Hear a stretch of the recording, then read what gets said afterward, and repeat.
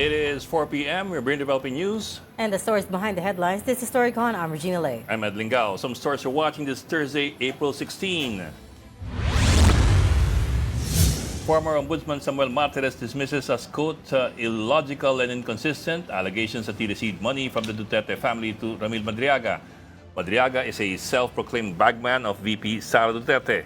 Martires questioned why any payment would be sent through an intermediary instead of directly from the Duterte father and daughter. For his part, Raymond Dante La Chica called Madriaga's allegations against Duterte glaringly inconsistent.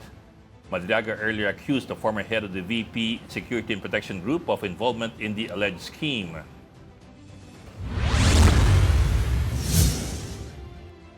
Vice President Sara Duterte and other officials must return over 73 million pesos in confidential funds. And that's after the Commission on Audit denied their petition for review on a notice of disallowance. COA said the denial was due to non-compliance with documentary requirements under a joint circular, particularly the failure to provide proof of payment and supporting documents for the expenses. The disallowed amount may still be appealed before the Supreme Court. Senate President Pro Tempore and Blue Ribbon Committee Chair Senator Ping Lacson says 3 more signatures are needed before the Senate can formally present the flood control partial report in plenary. Senator Erwin Tulfo and Senator Tito Soto have already signed the report, joining earlier signatories Senators Risa Ontiveros, Kiko Pangilinan, and Bam Aquino. Lacson said the report will be submitted once the required number of signatures is complete. Philippine and U.S. forces will kick off the 41st edition of Balikatan exercises from April 20 to May 8 across the country. More than 17,000 troops are expected to take part in the drills. Forces from Australia, Japan, Canada, France, and New Zealand will also join, with 17 other countries taking part as observers. The exercise will feature maritime security operations, live fire drills, logistics movements, and humanitarian activities. And China has deployed vessels and a floating barrier near the entrance of Scarborough Shoal in the South China Sea. That's according to a report by Reuters. Satellite images indicated the presence of Chinese fishing boats and in a naval or Coast Guard ship, along with a barrier spanning the shoal's entrance. The Chinese Defense Ministry has not immediately responded to Reuters for Reuters' requests for comment on the reported deployment or its timing. And joining us today, maybe not, we will see later, resident political imaginary friend, Mr. Ronald Llamas. Well, he's That's now not what the Cebu, prompter said. If you're familiar with Sesame Street, he's our Mr. Snuffleupagus sometimes. Snuffleupagus? Ano ba Oscar the Grouch? Or Ikaw talaga, Ronald. Wrong Muppet. Wrong Dinig ko ba Muppet. yun? Okay. But Okay. surely with us is Ami Pamintuan, Editor-in-Chief of the Philippine Star. Hi, Ami. Hi Ayun, everybody. Hindi ka na black and white ngayon. Hindi na, sabi mo kasi kulang ako sa kulay eh. Hindi ko na sinabi Binalik ko kulang na yung sa kulay. Tinan mo sinong kulay kulang sa kulay today. Kaming dalawa. I mean, we're twinning. Oh. Para kaming bank tellers Oo nga dito. Oh. You wanna deposit some money in our bank, Ami? Oh, baka may maleta ka dyan. Hoy. Uy. Hoy Ed, kaya mo ba magbuhat ng 10 kilo rice sack? Oo naman, 10 kilo lang eh. Yaba. 10 kilo. Paulit-ulit ha, paulit-ulit. BBM, are you listening? Oo naman, 10 kilo lang daw 10 yon. kilo lang Oh, naman eh. yan ha. Oh. Kahit yun, hindi nasa ako taas pa, nag-exercise, kaya-kaya. Ilang kilo ba yung buhat niya? 10 kilo 10 ba yan? kilos ha. 10 kilo ba yan? Oh. 10 kilo daw. Ah, okay. 10 kilo. Ang medyo nahirapan ako yung, Oh. yung isang buong sako, yung 50 kilos. Teka lang. That looks like 5 kilos to me. It is? 10 ba yan? 10 daw eh, sabi dito, 10 kilo. Sino daw may sakit? Kayo talaga. Baka I'm just far from it. Oh, No, because pag bumibili kami ng 10 kilo rice, mas malaki dyan eh. But anyways, Well, it looks like a fifth naman of the regular 50 kilo sack. 25 kilo sack. 20 kilo. Oo. 25 yun, oo. O 25 kasi yung isang kaban 50 eh. Kayo naman. Oh, hindi, nung unang panahon, ang benta ng bigas is 50 kilos. Nauso Kaban. lang yung palit ng palit yung mga sako dahil pamahal ng bigas. Dati 50 kilos. Tapos, hindi ko alam yun, ha? Shrinkflation ang tawag. Tapos nagkaroon ng 25, nagkaroon ng 10, nagkaroon ng 5. Shrinkflation ang tawag dyan. Diba? Parang sachet ng shampoo. bigas, Palit na diba? palit. It's more retail friendly, kumbaga. Oh. Pero nung unang panahon, ano yan, pag magbubuhat ka yan, ng bigas, More retail friendly 50 or kilo talaga yan. just another 20 way yan. for the companies to make more money? Oh, Because ayun, you oh, think ayun, you're oh. saving... Oh. Ayun nga ba? Ayun na nga. Oh, malit lang yan. 10 kilo lang eh. Okay. Pareho kaming damit nung ng babae. Hindi na napansin eh. At least you pointed it out, di ba? O yan, paulit. Just like pareho kami ng damit yan, ni ah. Ed. Ano po yan, ha? Isang round lang yan, ha? Umulit-ulit lang video, baka akala nyo na. Oh, paulit-ulit. Nag-replay lang ang video. O, tama na yan. O, may sabihin Bawat tayo. binibigyan, ginaganon niya. Bawat binibigyan. Oh. No. Well, of course, everybody knows the messaging there. Na I'm Yun na not nga. sick. Sino I'm nga strong may enough. sakit? Sabi nga daw niya. Sabi daw niya, sino ang may sakit? Ami, tanda mo nga yung panahon ni Senior. Oo. Kailan siya Yung nagpo-posing na Oo. naka-shirtless. Baka Oo, mabuti, wala shirtless. pa si Remulla noon, Oo. Baka na-aresto siya. Ikaw talaga. Was that 83 or 86? 83? Hindi, you only arrest Hindi, ano ka ba naman? kapag nasa Sobrang kalsada lang daw na shirtless. Only if you're out in the street shirtless. Eh, kung in front of the camera.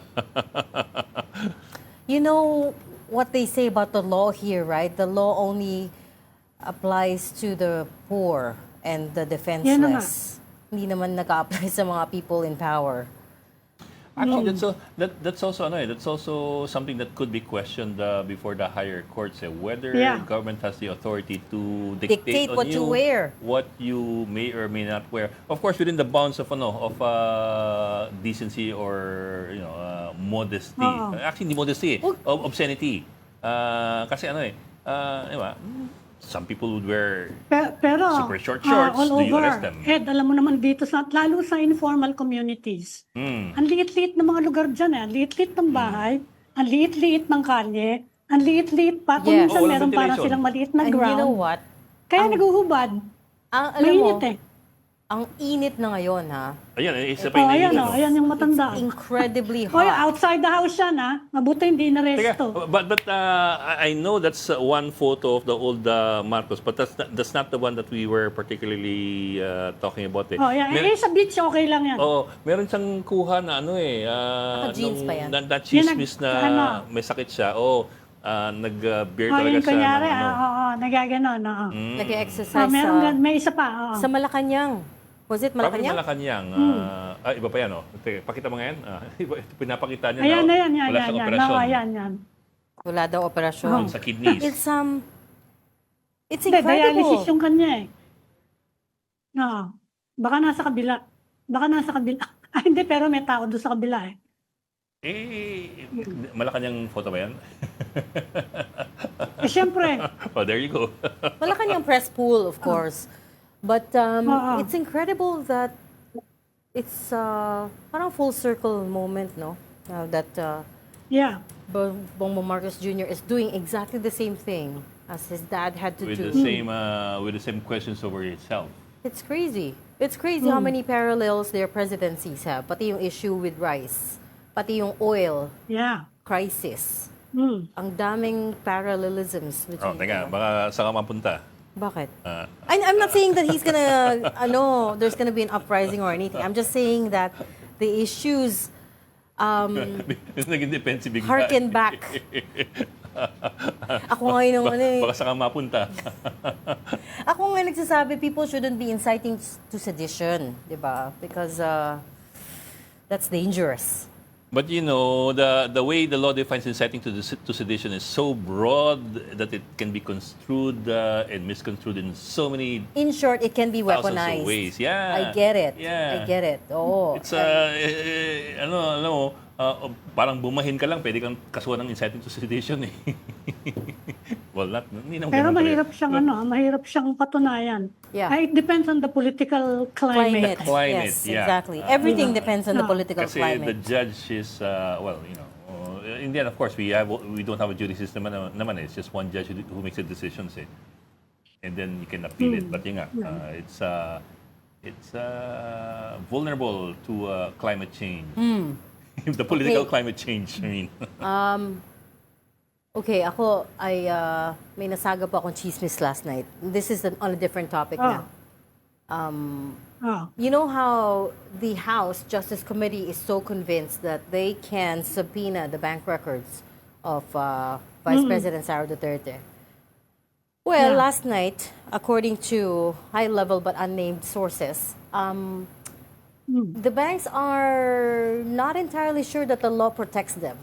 Because itong process that they're doing right now in the lower house, the finding probable Probable cause. cause has never been done before, at least not openly. So hindi sila sure if the law says impeachment is one exception for bank secrecy. Hindi nila sure what part of the process may exception yung bank secrecy. The way to think about it is, okay, if the Senate were the one to subpoena, that's clear because they're the ones who vote decide on the guilt, right? It's a trial. It's a trial proper. Whereas this part of the process is parang Parang kang piskal. pre-trial process pa lang to in their mind. So they're very scared about handing over the bank records. And so I think what's going to happen is they might have to go to the Justice Committee for guidance. Well, you know Pero what the ang, Justice Committee will ang say. counter-argument naman dyan, sabi nila, if the law is silent on that, Then you any have particular discretion. issue, you can do what you want. You have the discretion, You correct? can do what you want Oh. unless challenged. Yeah, unless correct. challenged. But Unless- you know what will likely happen is that somebody will, if there is an order from the committee for the banks to reveal or disclose the bank records, you can be sure that somebody will file a petition to the Supreme Court. Oo nga. So that's the other part of this. So the reason the banks are so scared about handing over the documents is the second part is what if wala silang makita, right? There is no probable cause, but they've let the cat out of the bag. So na-release na yung documents. There's every chance for the other side to sue them for, releasing the financial records. So that's what they're afraid of. Para sa kanila, this is just my sources in the banking industry. Para sa kanila, they're not that well protected by the law in this part of the process. Kasi nga, Pag hindi naman sila sinumunod, baka sila makontempt. yeah. In the absence of a TRO from the Supreme Court. In the absence of a TRO. Na yung TRO, there are Yeah. some people that are expecting it to be decided on by next week, ha? Kasi nga urgent TRO petition. And the Supreme Court unbanked meets on Tuesdays. Correct me if I'm wrong. Yeah. But Tuesdays, so baka by Tuesday we might see a decision on it. But Kasabay ng rollback ng another rollback daw. Tuesday yun eh. But anyway, the point is hindi siya ganun ka clear cut as what the House Justice Committee wants. Yeah. So they want to subpoena the documents. Gusto nila i-hand over kagad ng banks. The banks are saying, no, I don't think this protects us legally. And now they're gonna ask for advice from the DOJ. I think we can guess kung ano sasabihin ng DOJ. Yeah. Yeah. But also, I Yeah. think that means that if they were counting on the financial records, the bank records, as a key evidence in this case, I think they're going to be disappointed. Because I remember when we were talking to Congresswoman Luistro, they were confident now, well, the law is clear. Impeachment is a case for exception to the bank secrecy law. But on the ground, that's not the case. Parang may mga differing legal opinion dito. Hindi, aminado din naman kahit sila Luistro na medyo, that's a gray area. So they're going to test it down. Ita-test nila kung ano mangyari. And they're expecting a challenge from the Duterte camp actually, kung sakasakali. Yeah. And I think the Duterte camp has already said they are going to challenge kapag nangyari yan. Of course, of course. That's what they are already anticipating, that if they do release the financial records, that they will get sued or charged in one way or another, because I mean, the law to them is not very clear on this. Okay. Okay. Ano? Let's now bring in our first guests on this Thursday afternoon. We're talking to former Chief Presidential Legal Counsel, Attorney Sal Panelo. Good afternoon, Attorney. Welcome back to StoryCon. Good afternoon. Magandang hapon sa inyo. Good afternoon, sir. Hi, attorney. Hi. Sir, good of you to join us, sir. Sir, ano muna, reaction muna dun sa sa testimony ni Ramil Madriaga sa Justice Committee. Puro na bang kasinungalingan? Isa lang ang totoo doon. Which is Ano what, yung sir? totoo? Ano yung totoo? Yung kasinungalingan niya, yun ang totoo.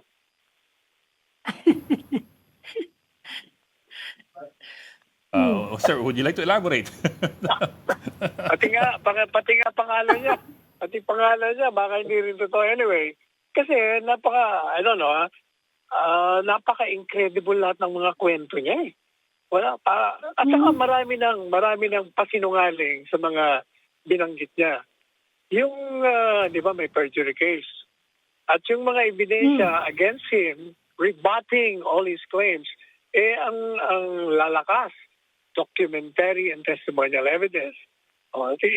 Tingnan natin, yung mga naalala ko lang. Sige, sir. Yung hindi ba, meron siyang sinasabi sa affidavit niya na yung asawa ni Attorney Kilala, kaugnay doon sa pagdadala niya ng mga pera-pera. Nakita niya na nagdadrive. Yung pala, sa buong buhay niya, hindi pa siya nakapag-drive, walang lisensya. Madalit sabi, sinungaling niya siya doon. Pangalawa, yung sinasabi niya doon sa isip, di ba, pinasinungalingan din siya ni Attorney Kilala. Yung pala, kaya na organisasyon, siya nga nag-suggestion doon dahil gusto niya raw, crush niya raw si VP Sara. Gusto mong mapalapit, ganitong gawin mo. Pangatlo, di ba meron yung sinasabi, painting na siya raw nagbigay, o pinasinungalingan na naman siya. Pangapat, biro mo sasabihin niya, binigay siya ng 25 million ni Presidente Duterte, sus Maria Josep. Sa BPI, di ba nung ako ang abogado ni Presidente Duterte noon, ba sa BPI, di pa sabi ni Trillanes noon milyon-milyon ang pera. Sir, I think we lost you. Nawala. Sir, okay, we'll try to get him back. We'll try to get Attorney Sal Panelo back. Si Attorney Panelo was trying to go through the list of sabi niya mga inconsistencies doon sa testimonya ni Ramil Madriaga. Do we have Attorney Sal back? Okay, sige. We're calling him again. Among sa mga binanggit ni Attorney Sal, Yeah, go ahead. yung painting na binigay daw ni Ramil Madriaga, according to Madriaga, kay VP Sara, yun nga, lumabas sa social media na isang Davao artist nagsasabi na hindi, dun sa Davao artist nang galing yung nasabing painting. There's been a back and forth there. Although may nilabas ang abogado ni Madriaga na ibang painting, mukhang kamukha. In other words, parehong style. Okay, we have Attorney Sal back. Sir. Okay. Yeah. Hi, Napunan mo kaya? attorney. Yeah. Okay na Dahil po. ang sinasabi ko Opo. kanina, talagang napaka-incredible ng mga kwento niya. Biro mo, meron pang assassination plot, meron pang... samantalang si President Duterte noon, pag publicly sinasabi niya na siya nga pumipigil sa mga gustong mag-kudita dahil hindi siya naniniwala doon. Gusto niya, penyo eleksyon. Eleksyon kayo, hindi yung kudita. Pero sir, di ba si Duterte, nung January of 2024 ba yun, he called for sedition. Secession of Mindanao. So it's not like he's very careful all the time with regard to issues like that. Yun naman, we should be used to the former president. Magaling siyang mag-float ng isang idea, tinitingnan niya. Pag mga sinasabi niya palagi, yung punong kahoy, niyuyub-yub ko lang para makita ko ang reaction. That was just sir. an idea. I get you, sir. But at the same time, the argument could also go both ways. The president, that also makes it possible, not necessarily likely, but possible that the president could have also made some statement that would also be outrageous in the sense that you're talking about right now. Hindi rin, alam mo, I don't know kung, di ba marami na akong beses magsalita about. Ako mismo ay naghihikayat sa kanya na mag-declare siya ng revolutionary government. Di ba? Yan ang advocacy ko nun, revolutionary government. And twice, as Chief Presidential Legal Counsel, I formally asked him in a memorandum, 2 beses, sabi ko, you have a constitutional basis for declaring a revolutionary government. Pero, tinanggihan niya. And every time, nilalayasan kami sa cabinet meeting, pag naiinis siya. Sabihin niya, bahala na kayo, basta ako, ayoko na. Tapos lalapitan pa siya. O sabi ko kasi sa iyo, mag-declare ka na ng revolutionary government. Alam mo, sinasabi niya palagi sa akin noon? Sabi niya, hindi manggagaling sa akin yan. Kung gusto nila, mag-declare sila. Sa kanila ko hinging bilang leader na, I will not do that, Sal, because akala nila gagawin ko lang yan para manatili sa kapangyarihan. Hindi ako interesado. Nalayasan ko na nga kayo eh. But then sabi, ayaw niya yon. Abogado yan eh. Gusto niya palaging nasa tamang proseso, constitutional way palagi. Ako naman, sa akin kasi constitutional din yung declaration ng revolutionary government. So, madaling sabi, hindi kami nagkakatugma sa parting yon. Pero ayaw niya talaga ayaw niya ng overthrow. Gusto niya palagi, kung ano yung maliwanag, election tayo. Sir, that's interesting. You twice asked him to declare Reb Gob. Again, coming back to inciting to isn't that sedition. That's documented. I sent him 2 memoranda advising him to declare. But sir, what's the basis? What's the Kasi constitutional basis for that? Ang basis ko kasi noon, may pandemic eh. May problema tayong malaki. Sabi ko, yung constitution naman di ba, sinasabi noon, pag ang naririyan, pwede ka mag-declare ng martial law, pwede ka mag-ganito. Sabi ko, ano bang kaibahan ng pandemic? Saka yung panganib sa estado, ganun din yon. Yes, sir. Pero sir, Reb Gob is different from martial law. Martial law, the Constitution sets strict parameters on what is allowed. Isa pa, Ed. Yes, sir. Ed, isa pa. Ang pinaka-basis ko, under the Constitution, there is only one paramount duty of a president or a government, and he heads that government, and that is to serve and to protect. Sabi ko, yan lang ang gamitin mo eh. Pag nakikita mo ang sitwasyon na kailangan mong bigyan ng proteksyon at magdeklara ka ng ganito, pwede. To serve and protect, but also to uphold the Constitution, Attorney. But anyways, let's move on. I wanted to ask you about one of the things that I think, people are saying that Ramil Madriaga was able to disprove, which is that they knew each other and that they had a professional working relationship. Because initially, Vice President Sara Duterte's camp, I think, said that she had no personal relations at all. And yet, during the hearings, Ramil Madriaga, put out photos and videos showing that they do know each other. Ikaw naman, ano ba yung photos and videos? It doesn't mean na dahil magkasama kayo, magkakilala na kayo, you're dealing with each other professionally or personally. Ako lang, makikita mo, ang dami nagpapapicture, ang daming kausap sa video and all that, but it doesn't mean na kilala ko sila. Di ba?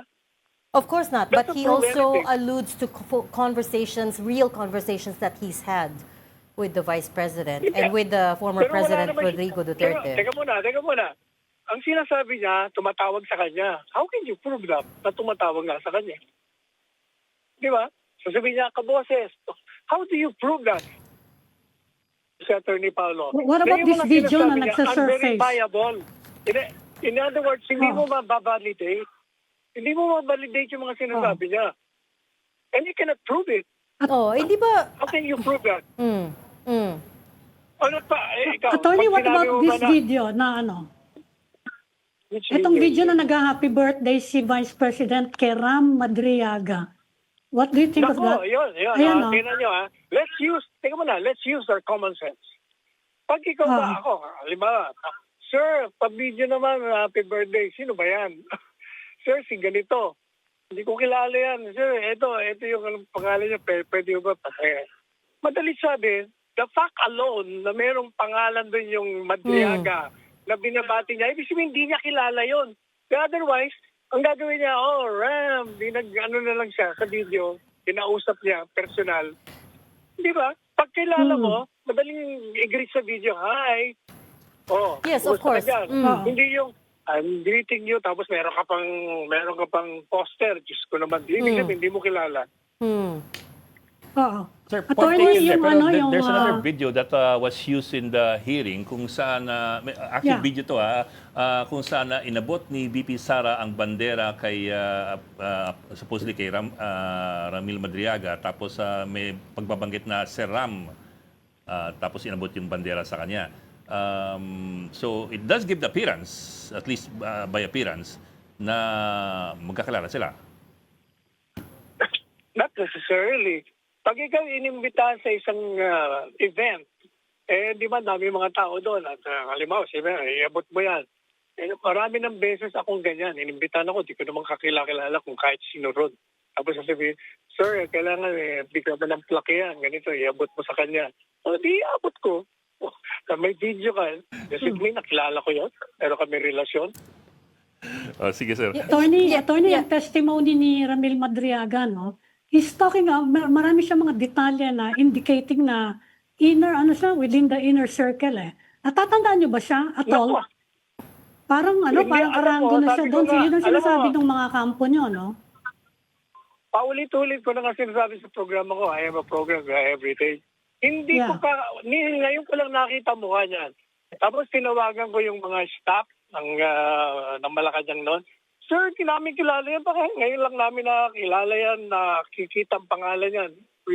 Wala, kahit sinong tanungin mo na malapit kay Bongo, malapit kay PRD, hindi siya kilala eh.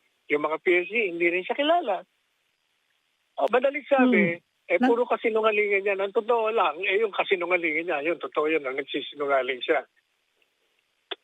Saka ang Sa mga kapansin-pansin, security escort, hindi siya kilala? Meron pa isang bagay, no? Ang kapansin-pansin, yung mga dinideklara niya, parang narinig ko na dati yan kay Trillanes. Hindi niya ba napapansin yung mga sinasabi niya, parang narinig na natin kay Trillanes yun. Tungkol sa pera, tungkol sa ganito, tungkol sa ganito. Yeah. So, attorney, you're right, no? Photos and videos don't establish anything. I was just pointing to the fact. And I leave it to the lower house to establish whether there's a relationship or a connection there. But you're right. But the thing is, in these kinds of allegations, wala naman talagang definitive proof. For example, nung na-interview namin yung abogado ni Ramil Madriaga, we asked him, how can you prove that he did meet with President Marcos and former President Duterte in the same room where he was given that instruction na magta-term sharing sila. And he said that, of course, there's not going to be any photos there. Bakit naman sila magpo-photo, di ba? That was a highly confidential discussion. And I am going to compare it to the allegations of the 18 Marines, which are also pretty big allegations, right? And yet you believe them. Wala din naman hard evidence doon. What's the difference between the two? Ang difference doon, yung sa mga marino, sila mismo yung involved at meron din sila mga pictures na, saka unang-una, sino ba, hindi naman ang galing yun sa marino in the first place, galing yung kay Saldico. Binabalidate lang nga nila yung sinasabi ni Saldico. At si Saldico naman, sinasabi niya na, tamo, nababalidate ako ng mga marino. O yun ang kaibahan nun. Nababalidate talaga yung mga ginawa ng isa't isa according to them from their stories. Pero ito, siya lang ang nagkikwento eh. Walang nagbabalidate ng sinasabi niya. I think there were, hindi ko sure hindi ko alam who else they've got lined up to testify. But there are some others that are validating it, I think. Wala yung gawa-gawa lang nila. At saka isa pa, yan naman Committee on Justice. Hindi ko maintindihan. Ano bang ginagawa nila ngayon? Nagsimula sa kanila yung word na mini trial. Nung nabanatan sila, atras sila. Hindi, preliminary investigation lang ito. Kung preliminary investigation, determining of probable cause. Ba't ganyan ang ginagawa nyo? Sumpi na kayo rito, sumpi na pangalawa. Kasi pag preliminary investigation, ang trabaho lang ng piskal, tatanggapin yung ebidensya mo at magdi-decide siya whether on the basis of the evidence presented to them, merong probable cause. Sila, dahil sila ang magiging piskal doon, sila ang prosecutor, sila ang naghahanap ng ebidensya, tinutulungan nila ang complainant. Sumpi na dito, sumpi na doon. Okay, makikita mo, moro-moro talaga yan. But It's a formal aren't they- conclusion. They will recommend, this committee will recommend the transmission sa Senado, sa plenary. Yeah. Makukuha Yeah. nila ang boto sa plenary, definitely. Pero sa trial, aliwala kayo, 4 lang ang boboto ng conviction. Pero sir, What makes you say that, attorney? Kasi ang mga pusakal na kontra kay BP Sara, si Contiveros, si Pangilinan, si Lacson, si Soto, yung 4 na yon, definitely conviction yun. Is that what it's going to come down to? Party lines? Isn't it going to come down to the Sa tingin evidence? ko, kasi unang-una, wala kang ebidensya. Sabi nga ng depensa, wala kayong ultimate facts. You want us to respond to your complaint, but there are no ultimate facts for us to respond to. So ba't nyo kami pipilitin? The evidence in one of the charges has to do with the confidential funds. It's of course the COA notice of disallowance for 2. My One was goodness. 73 million. Ikaw naman, hindi ba yung notice of disallowance, hindi pa nga final yon? How can that be a basis for an impeachable offense or for a crime? Hindi pa meron nga silang MR, tapos meron pang unqualified opinion na they followed strictly the procedure sa auditing. Ibig sabi, bago mo mag-file ng ganyan, kailangan final na yung disallowance mo. well, sir, Di ba sir, inappeal as na far nga? as the COA is concerned, they have Inappeal na denied nga. the petition for review. Correct. Yeah. Meron Final na. pending nga eh. So hindi pa final yan. May Yes, sir. pupunta ka pa sa CA, pupunta ka pa sa Supreme Court, madaling sabi, hindi final. Sir, but in sa Supreme Court, sir, that's for certiorari. It is not. They will not be making any decision on that based on the correctness of the judgment, but on whether or not there was jurisdiction and or abuse of discretion. So it is not. It's not exactly about the correctness of the judgment of the COA, but on whether or not it overreached. It refers to the correctness kasi pag mali ka, ibig sabihin may grave abuse of discretion ka. Inabuso mo yung kapangyarihan mo. Nagre-resolve ka na may irregularity, yung pala wala. O di, kailangan talaga. No, sir. I mean, certiorari what I ka. mean is the merits of the judgment. That's not what they refer to when the Supreme Court reviews a case of a constitutional commission under Rule 65. It's whether or not that there was a grave abuse or whether there was no jurisdiction to begin with. Hindi ho ba ganun yun? No.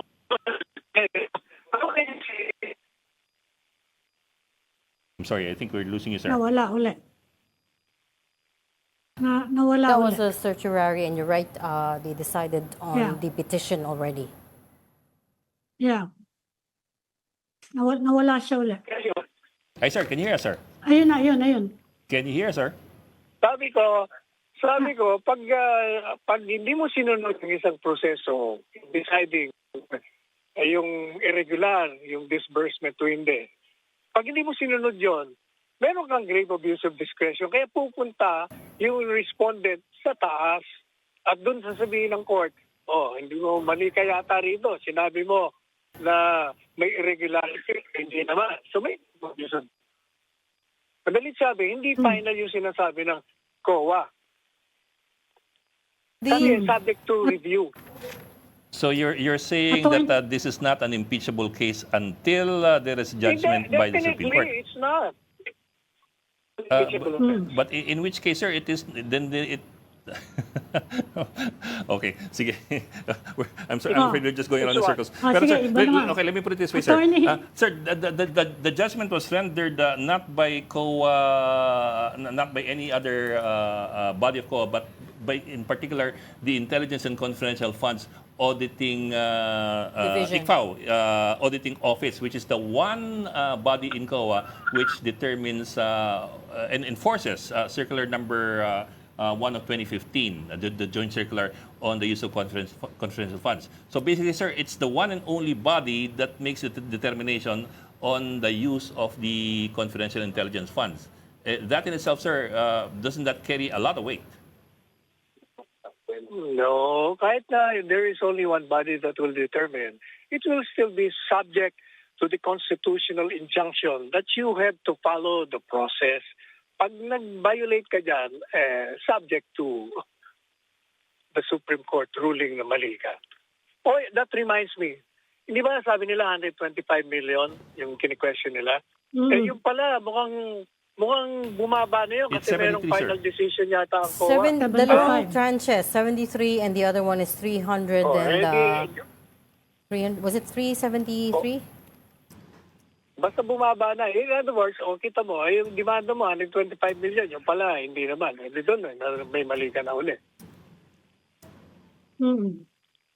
Attorney, sa next Yeah. hearing daw, ang magiging focus naman is the wealth of the Vice President and probably her husband. Ano po kaya magiging, would you know kung ano yung magiging legal action? Or Tingnan mo yun. Tingnan mo yung sinasabi. or reaction? Tingnan mo ha. Tingnan mo yung sa Ilgaten na yun. Sinasabi nila, kaya sige. nila dinidemanda. Kasi daw yung SALN, mula daw nung 2000, ano ba yun, whatever year, hanggang sa presently, nagtaasan daw. By I think more than, magkano ba yun? More than mga 15 million ang increase. Kaya sabi nila, that alone proves na may ill-gotten sus Mariosep naman. Unang-una, yung period of 10 years, kung marunong ka, masinop kang tao, pwede kang mag-accumulate ng ganyang amount. Pangalawa, the fact alone na dinideklara mo yan sa SALN mo, ibig sabihin, you can justify the increase. Ibig sabihin, wala kang tinago. So, paano nila Pero kung mapuproba na ill-gotten? Kung Paano ikukumpara sa income tax return, na mukhang itatawagin din yata. The fact alone nga na nagbigay ka ng SALN mo, ibig sabihin, yung income taxes mo will coincide with what you have filed. Hindi gagawa yun ng... kaya nga sinasabi ko yung mga SALN na yan, kung marunong yung magnanakaw, they will never put that na mahuhuli sila. Tatago nila yan. Hindi nila i-declare. The total amount of for confidential funds that she is being alleged to have misused is 612.5 million, 612.5 million pesos. The notices of disallowance were already issued for yun nga, the 73 million pesos and another tranche for 300 and plus million pesos. So the overarching question that people are asking, attorney, is why doesn't she just turn up and face these allegations? Because the thing that we keep coming back to is this is due process for her as well, right? Hindi lang for the accusers, hindi lang for the complainants, but it's also a chance for her to finally clear her name. Oy, hindi ba? Kaya nga sabi niya, file it, impeachment, trial tayo sa Senado. Ano ba tawag mo nun? She's willing to face it. Kaya nga sinasabi niya, file niyo na. Nagmumoro-moro pa kayo dyan eh. Alam niyo na naman na ipapile niyo yan. Ba't niyo pa pinapatagal? You know why pinapatagal nila dyan sa Committee of Justice? Because they're using this procedure to be a forum and a platform for free publicity to continue destroying the reputation and character of PRRD as well as the daughter. Yun lang naman ang nila. Para sa kanila yun dahil eleksyon 2028. Kailangan nila yun eh. Libre ang publicidad. Pero When you attorney, say wala that- nang pag-asa ba na mag-participate yung Duterte camp dito sa proceeding sa House? Ay, malabo na ho yun kasi sinabi na nga nila, gusto nyo kami mag-participate. Unang-una, irregular yung ginagawa nyo. Kasi you will just find supposed to be the existence of a probable cause. Kayo na nga nagsabi, But- sufficient informant substance eh. Ano ba ba? You're contradicting yourself. Kala ko ba, sufficiente na yung aligasyon. Ibig sabihin, may mga ebidensya na kayo. Pero ang ginagawa nyo, nagsusumpi na kayo ng kung ano-ano dahil wala kayong ebidensya. Pangalawa, ang ginagawa nyo, hindi naman po pwedeng i-cross-examine ng mga abogado. Ba't di nyo padali sa Senate para doon tayo maglaban? Pero sir, hindi ba allowed yung mga fiscal, for example, to subpoena documents, To question. subpoena ad testificandum and duces tecum under Rule 112 of the Rules of Criminal At Procedure? the behest, at the behest, at the request of the complainant, not the fiscal mismo. Kasi pag ikaw ang gagawa na, tinutulungan mo yung nagdidimanda. No, Hindi yung trabaho mo. I think Ang Congresswoman trabaho Luis mo, Tro, just to determine the existence of a probable cause on the basis of the evidence presented before your office. yes. No, Hindi I yung- think Congresswoman Hindi yung Luis ikaw Tro, magsusupina. yeah, Congresswoman Luis Tro did clarify this to us. Sabi niya, it has to be the complainant who has to file the subpoena, to have to Hindi wala request the naman papers. nag-file. Di ba sila nagpasupina eh? Yes, pero Sila, hindi ba wala pero naman sigurado ako, sir, that alam nila to because Congresswoman Luisa told us that it has to be the complainants to do it. But they have already done it, di ba? They have issued subpoenas na without the complainant requesting or asking for it.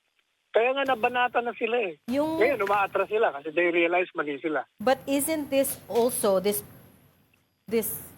hearing to find probable cause, to determine probable cause, also a result of that Supreme Court decision, which obviously was triggered by not former Duterte, but Vice President Sara Duterte's camp? They say they're just complying with the Supreme Court's new rules on it. Ang sinasabi nila, ang reklamo nyo noon walang due process. Ang sabi ng Supreme Court, bigyan nyo ng due process. Ngayon, sabi nila, kaya kami nag-hearing ngayon. Teka muna. Hindi nyo yata naiintindihan ang tinatawag na due process. Ang due process is, in a nutshell, sinasabi na, before you condemn, kailangan pakinggan mo muna yung side. Okay? So, sinabihan nila si Sara, eto, may demanda sa'yo. Sagutin mo. Ang sabi naman ng Inday Sara, paano namin sasagutin yan? Wala nga ultimate facts na ina-allege. So, madali sabi, hindi kami pupunta dyan. So, nagre-reklamo sila, bakit tayo mong bigyan samantalang binibigyan nga namin ng due process? You know, due process includes the waiver of your right to defend yourself. If they feel, the respondents feel, that they don't have to appear, that's part of due process. You get it? Di nag-waive. Kasi kaya sila nag-waive kasi kalokohan na umattend sila doon. Dahil unang-una sabi niya, wala naman kayong demandang totoo. Anong gagawin namin doon? Evidence-shaping na meron, ayaw niya naman kami pa-cross-examine. Di useless lahat ang aming participation. When you say that the COA notice of disallowance is not final yet, do you mean that sigurado that the Vice President's camp will file an appeal? Because as far as COA is concerned, they've already denied the appeal, right? So itaakyat niyo po sa Court of Appeals and then Supreme Court? Well, ganun ang gagawin nila. Kasi kung naniniwala sila na mali yung desisyon, talagang kung meron sa feeling nila may abuso, there's a grave abuse of discretion, they will go to the higher courts to question the resolution. Okay.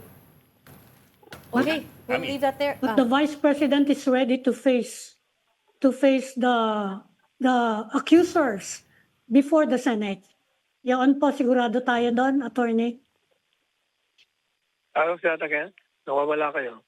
Ano yan uli? Nakahanda po si Vice President na harapin yung mga akusasyon pag dinala na sa Senate.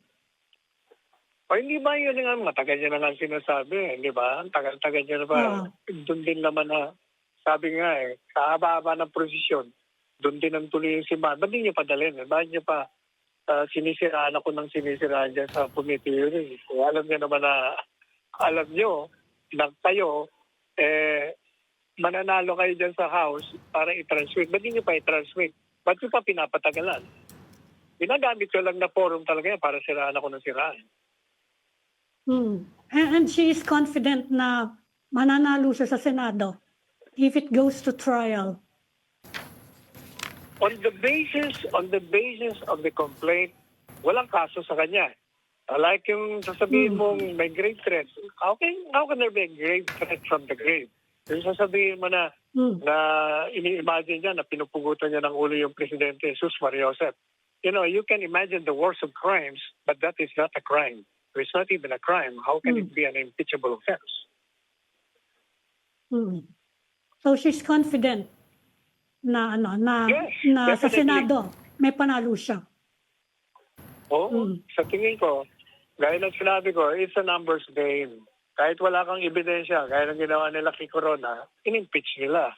Kasi it's a numbers game. But sa tingin ko, sa mga senador, 16 ang kailangan mo ng boto, hindi nila makukuha yun. 4 lang ang siguradong boto makukuha nila. At the most, baka 6. Okay. Okay, we'll leave that there. Okay. Thank you so much for talking to us today, Attorney Sal Panelo. Salamat po, Attorney Sal. Salamat. Salamat po. Salamat. Thank you, Salamat. Attorney. You are watching Storycon on One News. We just need to take a very quick break. We'll be right back. Please stay with us. This is the Story Conference Group or the Storycon Group.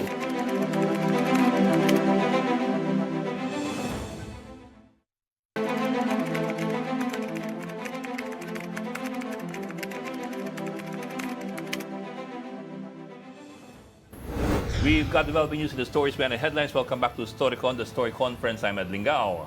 And I'm Regina Lay. Still with us, Amy Pamentun of the Philippine Star. So, Amy, during the break, we were talking about Article 65. Rule 64 of the Rules on Criminal Procedure. Yun yung pinapoint out ni Ed kay Attorney Sal. Kasi under Rule 64 and also 65, I think, pwede mong iakyat ang isang desisyon ng isang constitutional commission like COMELEC or Or COA. COA to the Supreme Court for review. That's your right if you're one of those involved. However, usually it is only for certiorari. Ibig sabihin, it is not for the Supreme Court to determine the merits of the judgment of the constitutional body. It's for the Supreme Court to determine if there was, number one, abuse of authority, abuse of discretion, abuse of discretion, or lack of jurisdiction. So, hindi siya mismo dun sa Pero pinaka-merits. hindi ba ma-invalidate yun kapag meron ng ganun? Yeah. Di ba ma-invalidate yung ruling? That's why it's review. But it's usually strictly limited to those two things: abuse of discretion or lack of jurisdiction. Not in particular yung merits ng Yung decision merits. mismo. In other words, it's not the correctness of the decision more than it is kayo ba dapat ang nagdesisyon yan o kaya umubuso naman Bakit kayo. ka sumausaw dyan? Oo. In short, if the goal is to elevate it to the Court of Appeals or Supreme Court to get it overturned, mukhang hindi pwede. No, But in this, I'm not a this is lawyer. this is the, I'm just but this doing is the a Philippines. quick and dirty look. Anything is possible. So In layman's terms. petition for certiorari lang siya, deciding on, they can only decide on the jurisdiction of the COA or whether there's been abuse of discretion, It which is is the not- same, by the way, for Supreme Court interfering in impeachment. They can only interfere in impeachment if there's been an abuse of discretion. It is not a retrial of the Supreme Court is not case. for the retrial of the issue and look into the merits of the judgment. So yun. Now, Pero yung rule na yan, hindi ba maapektuhan ng impeachment? Wala bang, kung if it's an impeachment proceeding, di ba apektado yan? pero kasi ibang yung impeachment impeachment naman kasi is not criminal in nature di ba? In the end, it's a Yun na numbers, nga, kaya nga. it's a votation So Kaya nga. I don't know. I suppose that's going to be something unique in this case.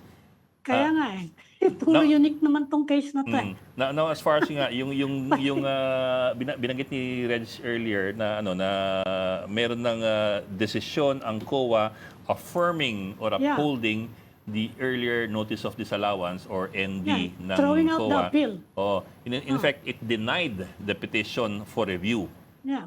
of the 73.2 million expense dun sa confidential funds.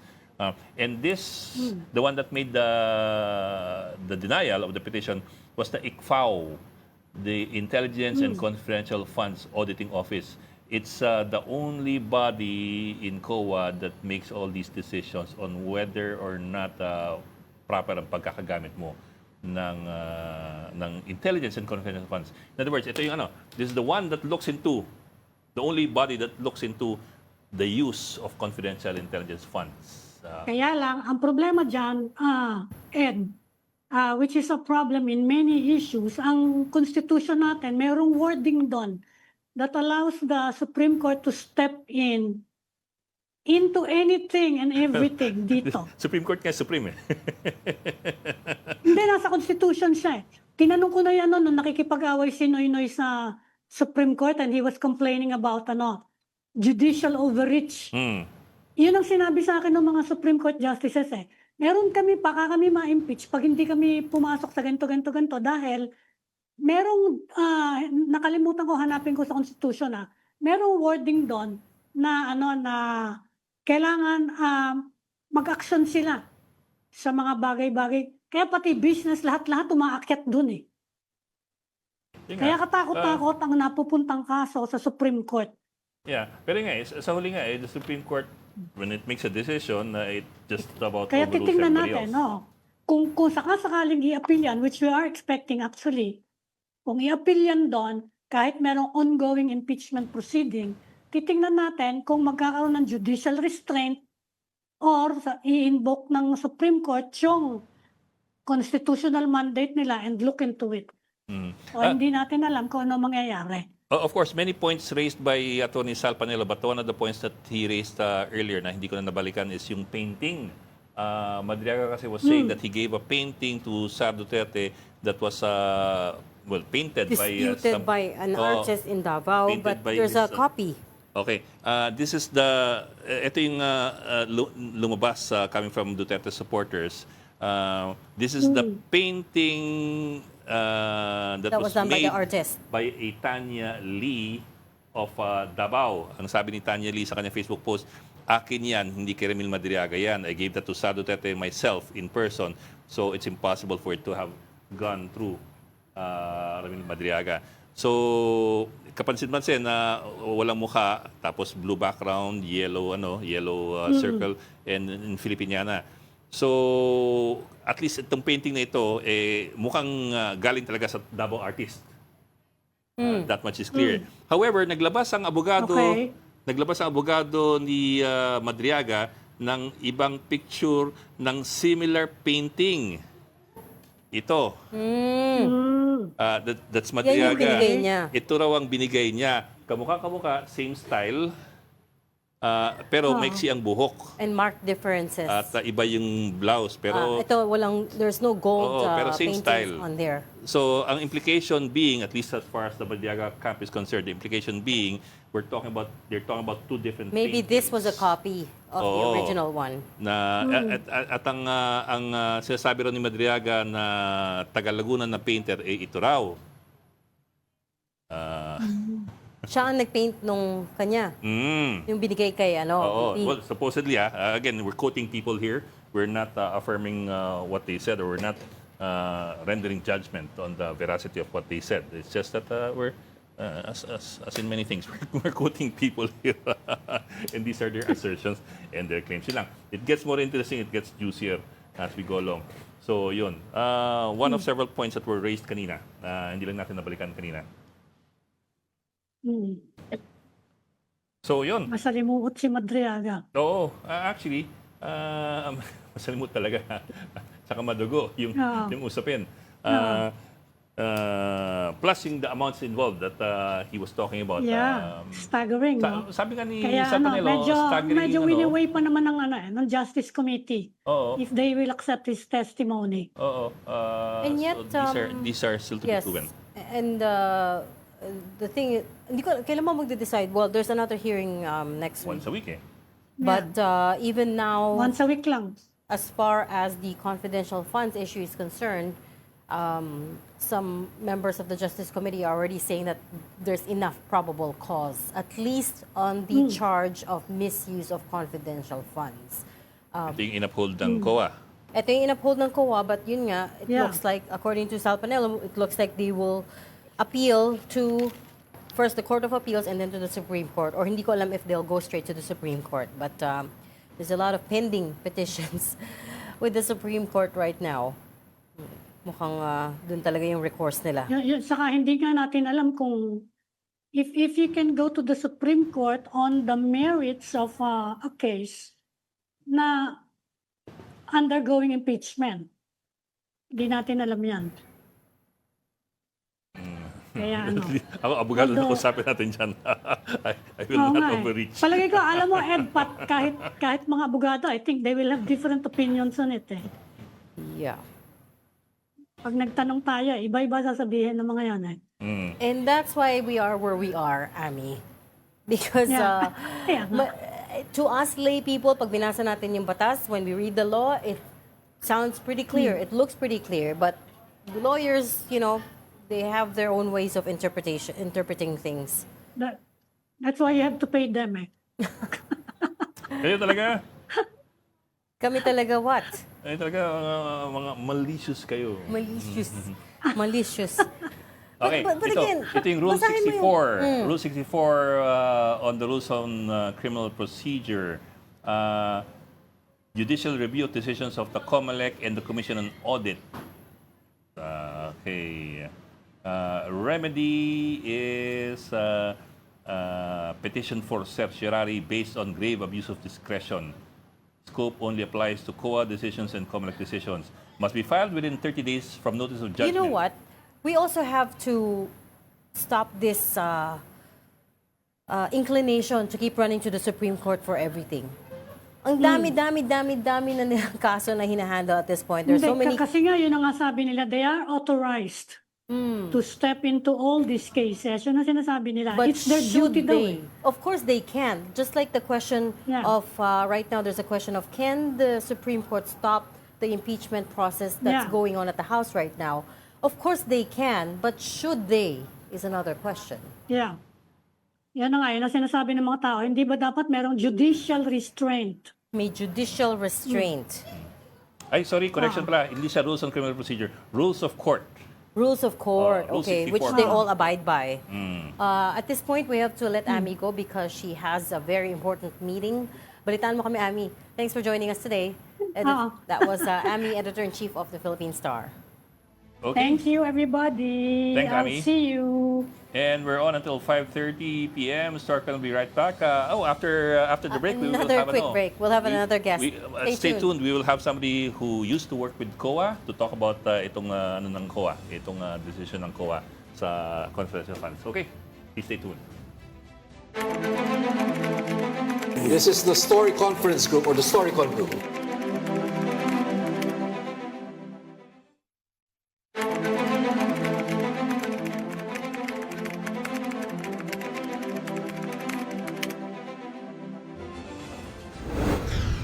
Welcome back to StoryCon. I'm Regina Lay. I'm Ed Lingao, and you're still watching us. Sorry, that was lame. Okay, let's bring in our guest today. Also joining us this afternoon, we're talking to former COA Commissioner Heidi Mendoza. Welcome back to StoryCon, ma'am. Magandang hapon po. Ay, magandang hapon, Ed and Regina. Siyempre, hindi natin makakalimutan yung StoryCon. Thank you, ma'am. But it's Ma'am, may it's a magic quiet question kami. day today. Oh, magic question. Oh, kasi dun sa Baka committee, hindi ko alam sagutin. Alam niyo, ma'am. Alam mo yan? Alam niyo yung Alam mo sagot. yan. Alam niyo yung sagot. kasi dun sa Justice Committee, I understand si Gloria Camora ng ICFAO, yung Intelligence and Confidential Funds Audit Office ng COA, revealed na yung notice of disallowance against Sara Duterte's use of 72.3 million in confidential funds has been denied denying the petition of Duterte. Actually, the right term is has been affirmed by the commission proper, di ba? Yes, ma'am. Ah, Ma'am, yung tell us about that. decision Give us the entire banana, the whole nuancing of everything. What does that Okay. mean? Ito kasi yun di ba? Una muna, ilagay natin sa tamang konteksto. Confidential Intelligence Fund, iba yung paggastos nito, di ba? Inuuna muna yung cash na advance, di ba? Mm. And then they submit a certification plus the work and financial plan. And then o-auditin ng accepting yung liquidation, saka ililibro, di ba? Yun yung proseso. Mhm. Pero in the process na tinanggap mo yung certificate, ang una nilang ginawa ay nag-issue sila ng audit observation. Sa audit observation, sabi nila, parang hindi namin ma-account itong ninyo kasi kailangan namin ng mga documents para makita kung valid ang expenditure. So ayan, nag-submit sila. No? Now, pag kulang ang dokumento, pwede kang mag-issue ng notice of suspension. Para bang hindi ka pa sigurado ngayon kung dapat talaga itong hindi payagan dahil baka naman merong dokumento or informasyon na Mahahabol pa. makakapagpaliwanag. Notice of suspension yun. Oo. Pagkatapos nun, pag talagang malinaw na, katulad nun, nagsubmit sila ng mga DEPs or Documentary Evidence of Payment, nakita nila, may mga DEPs na 2023 ang date. Ang nililiquidate 2022, di ba? And then meron din na tinatawag silang may binigay na reward, pero base kasi sa joint circular, dapat nung sa pagbibigay ng reward, malinaw na ano yung impormasyon na how successful is the program kaya ka nagbigay ng reward. Ang dokumento nila doon, if I'm not mistaken, is a certification ng military, hindi ko na masyado yung unit, na sinasabi nilang tagumpay dahil wala namang untoward incident sa protection nila sa OVP. So parang hindi ito confidential So, and then nung pangatlo, nung tiningnan nila yung accomplishment report, vis-a-vis yung liquidation document, magkaiba yung naka-reflect na activity. Di ba? Sabi ko nga, itong approach ng audit na ito na yung pinaka-light dahil ang tawag nga dito, parang certification audit lang kasi titingnan mo yung certificate. And on the basis of that, saka ka maghihingi ng anong kasunod na action. So in effect, nag-issue sila ng disallowance. Ngayon, Okay. pagka-issue ng disallowance, within 180 days, meron silang right to appeal. At nakita ko, talaga sila yun. They submitted the appeal parang on the 175th day. Parang ganyan, Now, nireviewin ito ng commission proper. Ibig sabihin sa commission proper, yung chairman at yung dalawang commissioner. At yun nga, yung nabanggit ni Auditor Attorney Camora na affirm ng commission proper. So, ang ibig sabihin, yung pag-disallow ng team ng ICPAW ay ina-affirm ng commission proper. At ang maganda dito, unanimous yung decision, 3 silang nakapirma, di ba? Nakita ko yung picture ng 3 silang nakapirma, So, yun ay isang patunay na ang ibig sabihin, merong kailangang ibalik. At lilinawin lang natin kasi merong marami nagsasabi, wala pa naman patunay na may maling paggastos or irregular na expenditure. Sabi ko, teka, sabi ko, yung determination ng tinatawag nating regularity or validity of income and expenditure. In this case, we're talking about expenditure dahil confidential funds, di ba? Is the sole jurisdiction of the Commission on Audit, di ba? Bagamat may appeal yan sa Supreme Court, ang iaano na lang nila doon ay yung petition for certiorari. Na ang focus na lang ito ay hindi na yung kung valid ba o invalid. Kasi nga sole jurisdiction niya ng COA So malinaw, may ibabalik ka kasi hindi tama yung paggastos. Ang pag-uusapan na lang sa Supreme Court, of course, kung mag-a-appeal sila doon ay yung tinatawag nating nagkaroon ba ng abuse of this, di ba? Yung baka naman nagkaroon ng hindi ka nabigyan ng tamang pagdinig, walang due process, yun na lang ang pag-uusapan, etc. But of course, we cannot predict ano magiging decision dyan. Dahil as I have said, maraming desisyon nung nakaupo ako sa Supreme Court na merong mga desisyon na lumabas na disallowance affirmed, but no refund. Hindi, di ba? Para sinabi mo, tama naman yan. Disallowance. Pero no refund. So, bakit ganito? Kakaiba ito. But of course, we respect the court. Sa kanilang mga desisyon. Pero dito sa ating example, ang gusto lang natin patunayan ay hindi tama na sinasabi, hindi pa final na sinasabi na irregular yung No, as far as the Commission is concerned, and because this is the exclusive Yung determination ng regularity and validity of the expense, Commission on Audit yan. So, yun yun. Ngayon, may appeal process pa pong natitira. At mahalaga yan dahil parte yun ng due process. They still have 30 days para sa isa pang motion for reconsideration within the Commission proper. And I think baka ako doon sa days mga 60 days naman na mag-file ng certiorari sa Supreme Court. Pag hindi sila nag-appeal, wala silang in-appeal, wala silang then yung tinatawag nating notice of finality of decision. In other words, magiging final and executory yung notice of disallowance. So in which case, papasok yan sa balikat ng resident auditor. The resident auditor ng ahensya, Office of the Vice President, siya ngayon ang magmo-monitor niyan. And ito yung malungkot. It is the Office of the Vice President then na siyang maniningil or mag-i-ensure na mabayaran yung dapat ibalik sa pamahalaan. Okay, ma'am,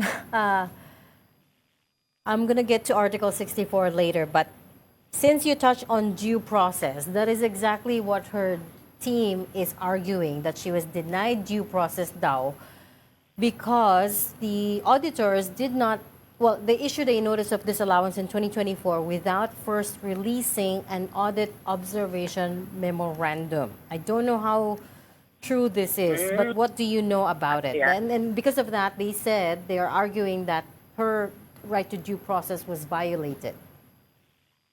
Well, malinaw yan dun sa process namin Meron kasi yung parang rules, nakalagay doon na parang ganito yun ikaw yung nagbabantay ng pera ng bayan. Nothing should prevent you na para bang may nakita kang mali. Aba, i-issue mo kaagad yung na, teka, idasilaw mo yan. Parang nasabi mo na hindi pwedeng i-accept ng gobyerno, hindi pwedeng ilibro yan at kilalanin bilang isang valid na paggastos ng pera ng bayan. Ganon, hindi mo na kailangang mag-issue pa process. In other words, yung pag-issue ng AOM, it's just a progression, kumbaga, okay, on a regular transaction, magsisimula ka sa audit observation kasi you have the time and you have the naka-reside ka dun sa agency. And then pag hindi makumpleto yung you will request a suspension for submission of additional documents kung papeles lang ang kulang. Pero kapag nakita mo hindi ito usapin ng papeles, usapin na ito ng validity ng expenditure or compliance with laws, rules, and regulations, then may issue ka na ng disallowance. Pero hindi issue ng tinatawag natin na validity mo kasi hindi ka nag-issue ng AOM. Kasi ang doon ay ginawa ng audit team, ginawa ng commission yung tinatawag nating timely action in terms of the prevention of the protection of public funds, di ba? So yun yung alam. Yeah.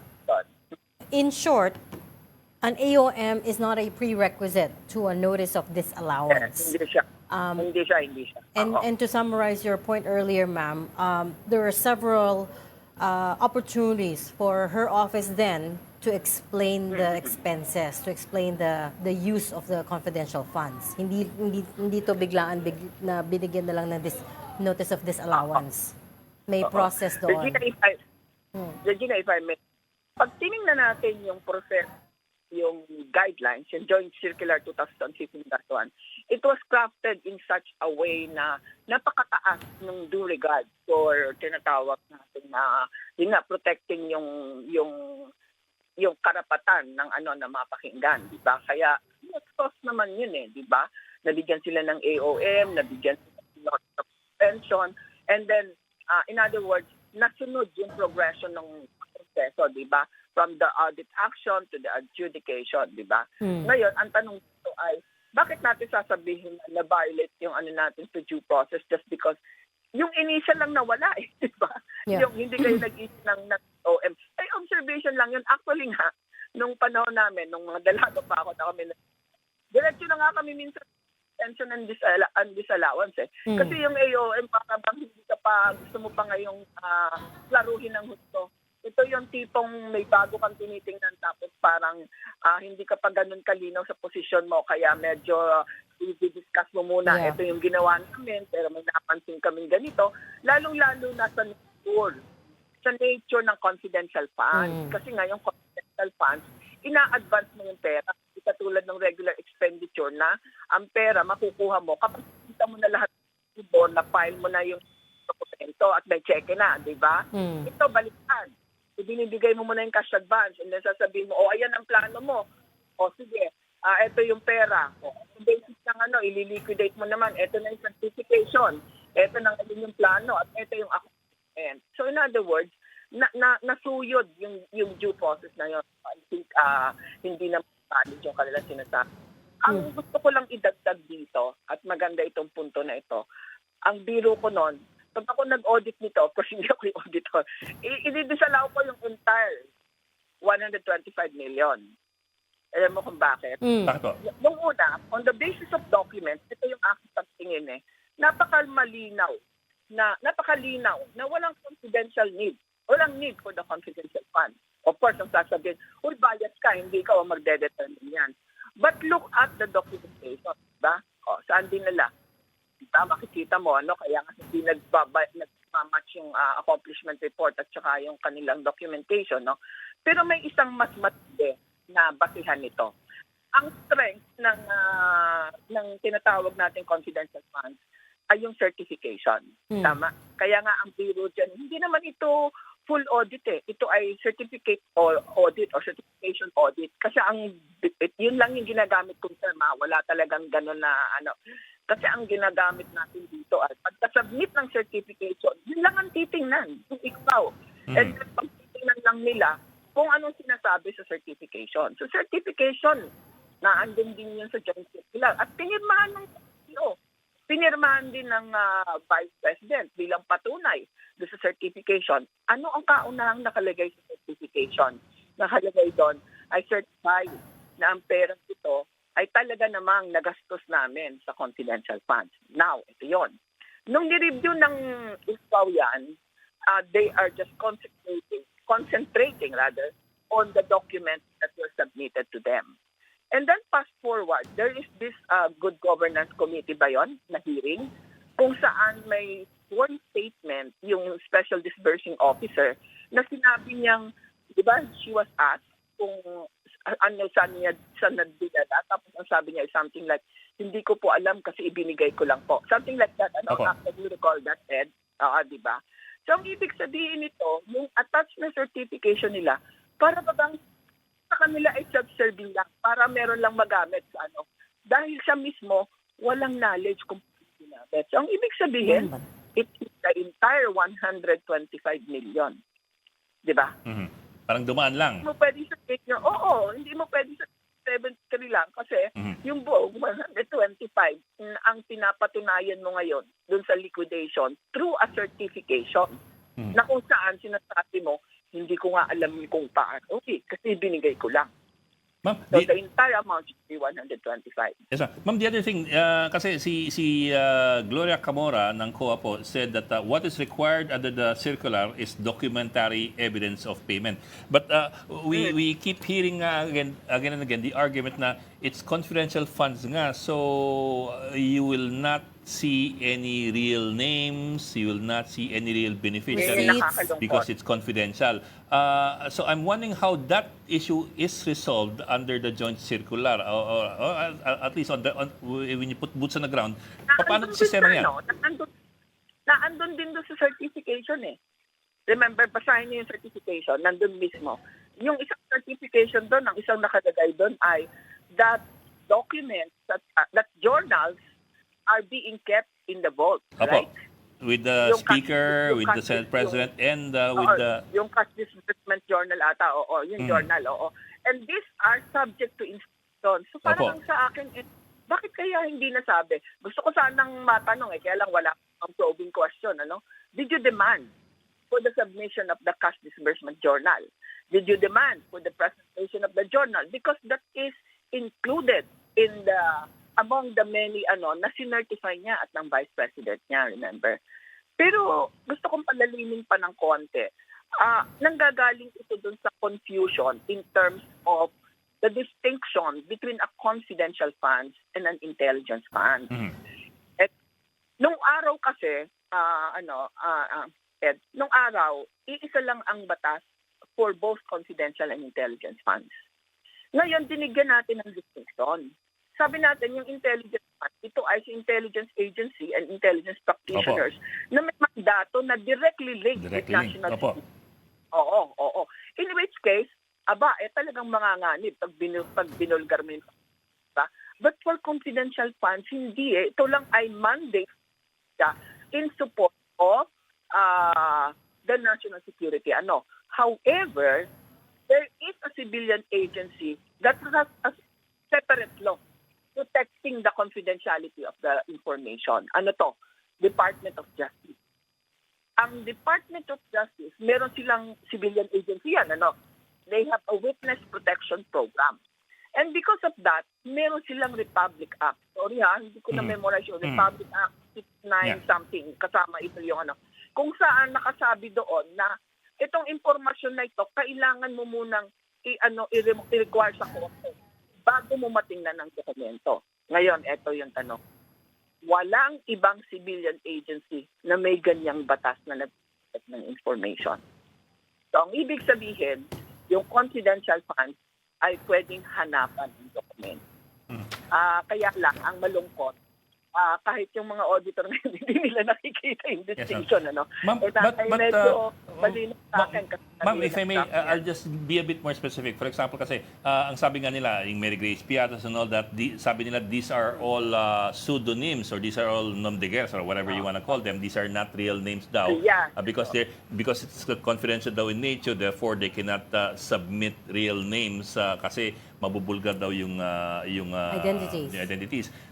But are they required to, for example, you mentioned kasi the journal that has to be deposited with the Speaker's office, the Senate President's office, Malacanang, in the vaults.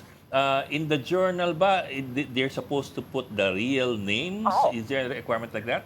Cash disbursement, nakapangalan pa nga yung there should be a cash disbursement journal, I think. Na ako kasi pa ako nag-audit nasa COA. So nakalagay pa nga doon na it's a cash disbursement. Saka naman ito practically usapang lang, di ba? Pag ikaw namimigay ng pera, di ba kahit na alias yung ilalagay mo sa resibo, meron kang main document kung saan may listahan ka ng tunay na pangalan. Don't tell me ang pagharap mo sa vice president mo, sasabihin mo, ma'am, ito po si Perry Guestato, ito po si Of course, meron kang usapan doon na itong si Mary Grace, ito si ganito yan, di ba? Yun ay nakapahayag, nakapaloob sa kanyang certification. Pag binalikan ninyo yung certification, ang form din ay naka-attach doon it is considered as annex to the main joint circular. At yun ay kasama sa liquidation document na isinasubmit sa envelope, di ba? Sasubmit lang nila yung envelope. Yun lang ang may bigat na dokumento doon, the certification. At kasama sa certification na yun, yung sinasabi niya na, ito, may knowledge ako, alam ko na ginamit ito lahat sa confidential funds. Pangalawa, meron akong journal na kinikip ko sa board sa aking opisina. Kasama yun pinirmahan niya yun So, madalas, yung ine-explain ko kapag nag-request ako mag-lecture or kahit na nag-consult na sinasabi. Yeah. Ito yung mahalaga doon, kahit na sabihin natin na very flexible. Ma'am, Ma'am, can I just jump in quickly because we're running out of time? Yung certifications have to be signed by the real people because the other controversy there is NBI says... Not the certification. Ma'am, not the certification. The certification is signed by the SDO. Sorry, yung ledger, yung journal. Yung journal has to... journal, na andun yung listahan ng sino yung dapat yung tunay na pangalan. Yes. Listahan mo ngayon. So it has to be real people who signed the journal as well. Yep. Okay, because the other controversy there, as I'm sure you know, is the fact that NBI says they suspect only 7 people signed the 36 acknowledgement receipts that were submitted to them based on their forensic investigation. Well, yun ang magandang nito, ang advantage nito, no? Kasi kami noon hindi kami nakakakuha ng expert, handwriting expert, eto meron. So napakalakas ng ebidensya, di ba? Kasi merong handwriting expert. And even without them naman, halata mo namang halos magkakaparehas yung strokes, di ba? And even the form ng tinatawag nating DEP, hindi papasa kasi pangalan, signature. Wala man lang nakalagay halimbawa na para saan ba ito? O, di ba? Saan ba kayo nagbayaran nito? Anong amount yung tinanggap mo, etc. Yeah. So, parang last minute, Yung bang, okay, certify na tayo, tapos, may hinahinging dokumento. O, sige, manggawa ka. Parang gano'n, Yung liquidation na, sinabit nila January 10. Yeah. And yung tax it was September 20. Yeah. So at the very least, the journal should have the real signatures. Last question, ma'am. We're running out of time, but Article 64, kanina pa namin pinag-uusapan. Yeah. Ako, di ba? So Let's go back. before you, we were talking to Attorney Sal Panelo, who says yung notice of disallowance is not final. In fact, he insisted it wasn't final, and that they could still go to Supreme the Court of Court. Appeals and the Supreme Court to... We had a back and forth with Sal Panelo there on whether it was final or not, and we were saying na it's certiorari, therefore it is not based on the merits of the judgment, but on whether or not there was abuse of discretion. But zooming into that abuse of discretion po, what in particular defines abuse of discretion? I mean, what could overturn a judgment like this? If you could give us concrete examples. Hindi mo nasunod yung due process. For example, binigay ko nga doon sa isang interview, nag-exit conference ka, pinaliwanag mo na hindi siya naka-attend, ganon. Pero ito yung sa regular.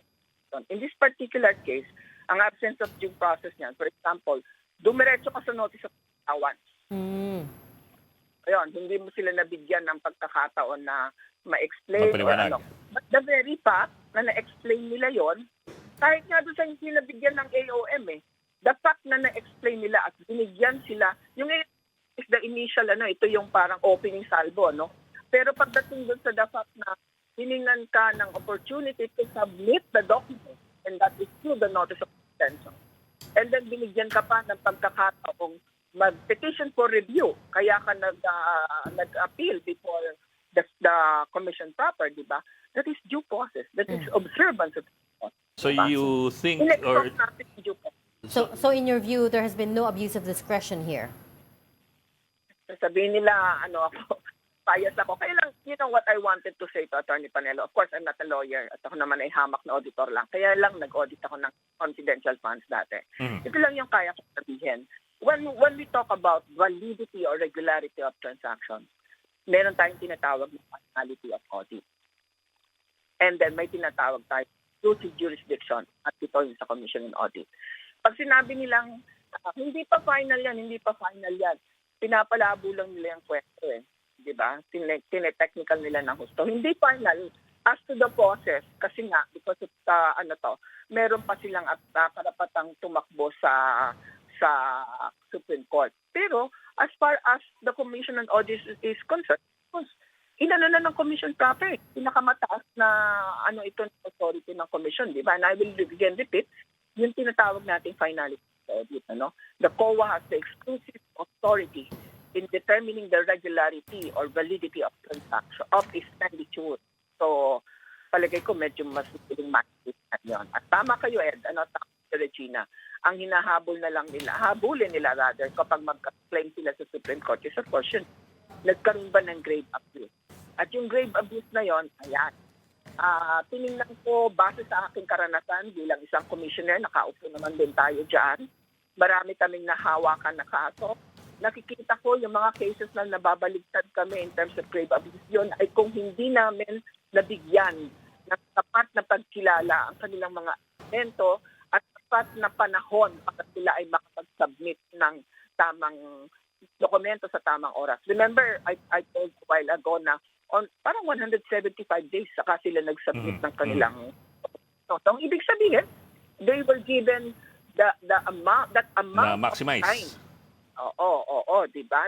Sabi ko nga, oops, haba nito kulang na lang ng 5 araw So parang ibig sabihin binigyan talaga sila ng naging napaka-patient ng Commission on Audit in terms of understanding them, giving them all the rights to be heard, and the chance to submit that documents. Ano? Okay. Ma'am, maraming salamat po. Sorry, nabusisi namin kayo ng husto. But there's more to talk about as far as confidential funds is concerned. It's good because na napag-uusapan ngayon and we can explain it to the viewers, to the audience. Okay, we'll leave that there. Thank you so much for talking to us, former COA Commissioner Heidi Mendoza. Thank you, Salamat, ma'am. That is all we have for today. Join us again tomorrow at 4 p.m. for StoryCon. I'm Regine Lay. I'm Ed Ligao, kapatid. Biyernes sa bukas. We are One News, all sides, all the time. Your favorite day. This is the Story Conference Group or the StoryCon Group.